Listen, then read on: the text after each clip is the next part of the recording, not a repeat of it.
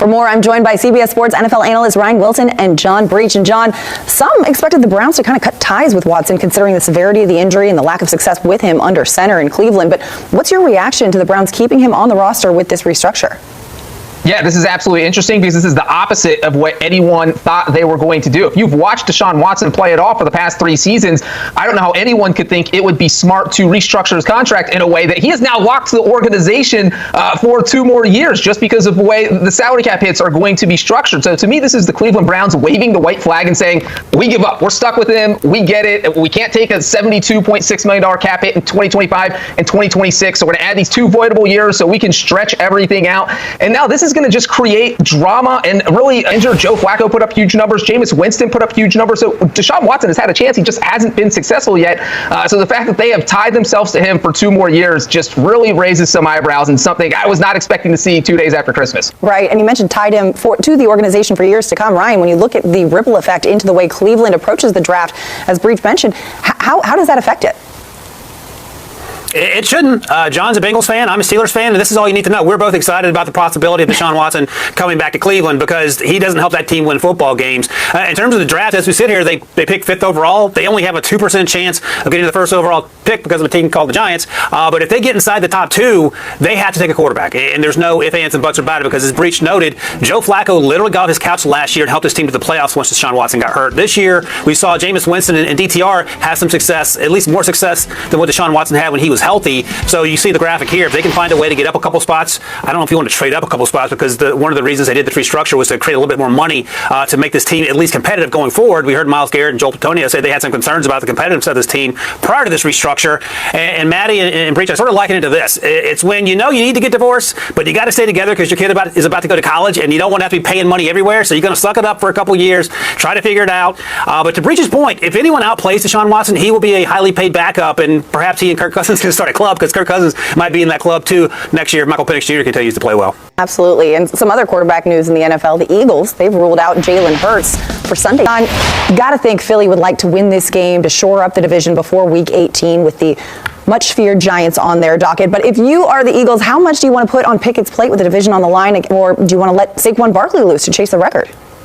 Maddie, I am taking the plate away from Kenny Pickett and giving it to Saquon Barkley and saying, all right, this is what we need here. You need 268 yards to set the single-season rushing record. Let's go for it this week. Let's go for everything this week because if the Eagles win this game, you clinch the NFC East. There's no shot really at the number 1 overall seed. So at that point, you go into Week 18 knowing you can rest your starter. So this really isn't the worst thing as long as they can beat the Cowboys with Kenny Pickett. And there's a little silver lining where Jalen Hurts is going to get a week to not just heal from his concussion, but let his body heal from all the hits he's taken this entire season. And the Eagles, if they've proven one thing really during their 10-game winning streak, it's that Saquon Barkley and this defense are good enough to carry this team to a win. And it's not like Kenny Pickett's coming off the street. I mean, he has 24 starts in his career. Wilson knows it all too well since they all came with the Steelers, with the other Pennsylvania team. So Kenny Pickett can do something if the Eagles need him to. We saw him make a few big throws against the Commanders, and now he'll have a full week of practice under his belt. I think the bigger concern here would be, you mentioned the rib injury that Kenny Pickett's dealing with. If he takes a big hit, now you're down a tear of a key. Now you're in trouble. So I think as long as Kenny Pickett stays healthy, they are good enough to win. Will they?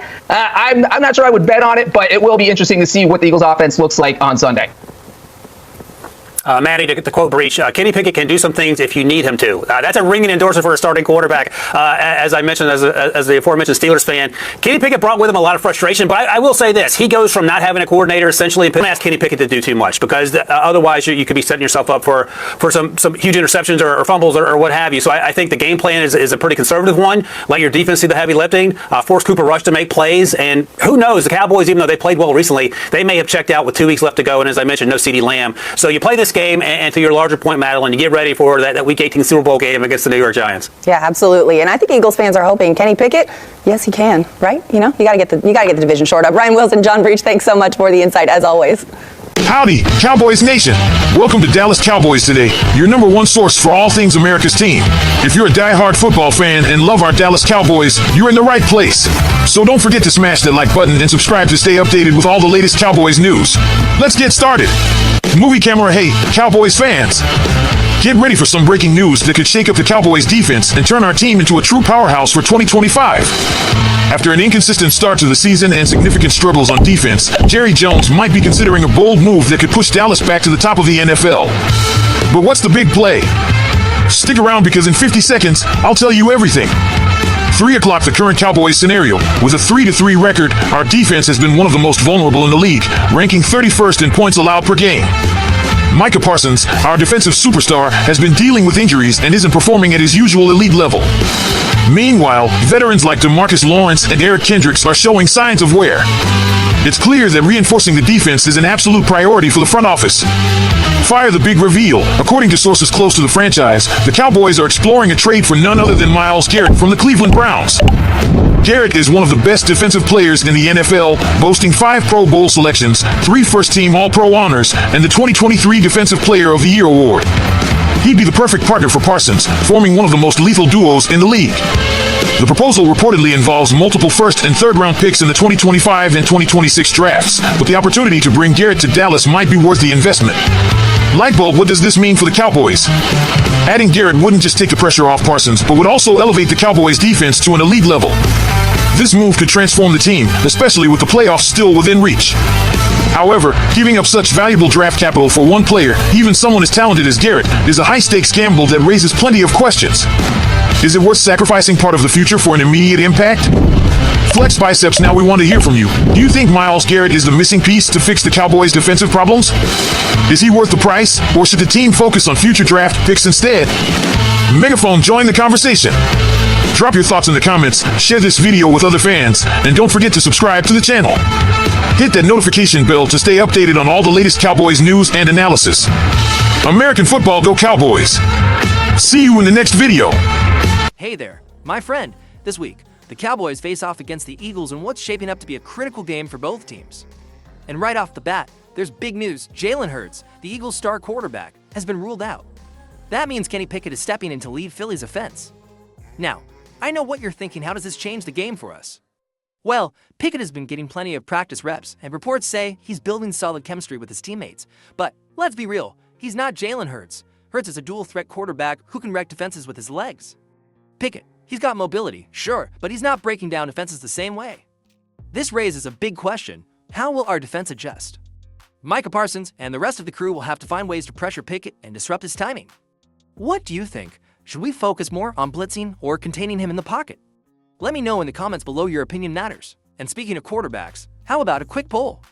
Who do you think will have the better performance on Sunday, Kenny Pickett or Cooper Rush? Drop your vote in the comments. All right, let's talk about something that could make or break this game: injuries. For us, the Cowboys, the loss of ceedee Lamb is a tough one to swallow. Lamb's been a game changer all season, and not having him on the field, yeah, it's a big blow. But hey, this is where the rest of the squad needs to step up. We've got Brandon Cooks back in the mix. He's a veteran, and you know, he's capable of making those big plays when it matters most. Then there's Kevin Turpin. This guy's electric, and every time he touches the ball, you feel like something special could happen. But here's a thought. Who do you think will step up as Cooper Rush's go-to guy without Lamb? Is it going to be one of the young receivers like Jalen Tolbert or Jonathan Mingo? Let me know your pick in the comments, and don't forget, injuries aren't just hitting us. On the Eagles' side, now Kobe Dean is doubtful, which could give our offense an edge. It's all about who can adapt better, right? Here's a fun idea. Let's vote on it. Which receiver do you think will lead the Cowboys in catches this game? Cast your vote below. Now, with the injury impact laid out, let's move on to how the Cowboys can set the tone early in Philadelphia. Now, let's get into how this game kicks off because, let's face it, those first few minutes can set the tone for everything. Playing in Philadelphia is never easy. The Eagles will be rocking those Kelly Green jerseys, and Lincoln Financial Field is going to be a madhouse. But you and I both know, if the Cowboys can strike early, we can flip that energy against them.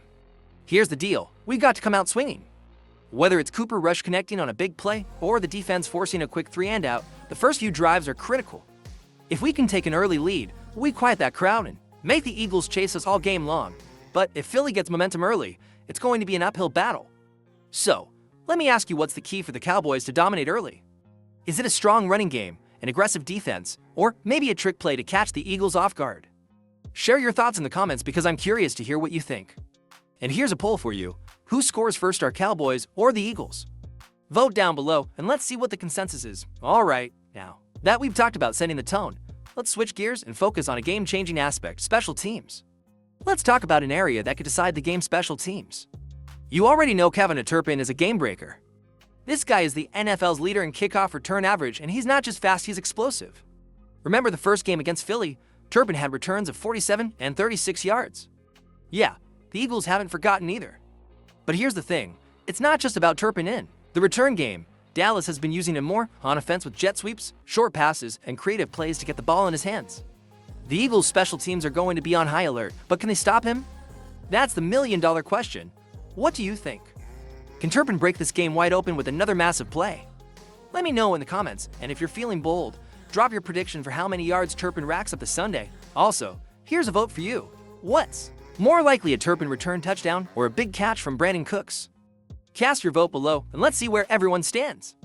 With Turpin's impact covered, it's time to look at the Cowboys' defensive leader who thrives in big moments. Let's talk about Micah Parsons. Let's close this out by talking about the heartbeat of our defense, Micah Parsons. This guy isn't just a player, he's a game wrecker.